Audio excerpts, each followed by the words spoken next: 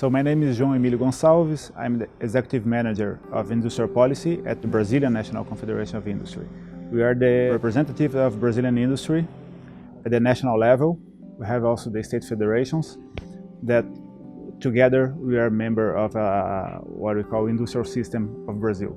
We basically at CNI work to promote the competitiveness of Brazilian industry.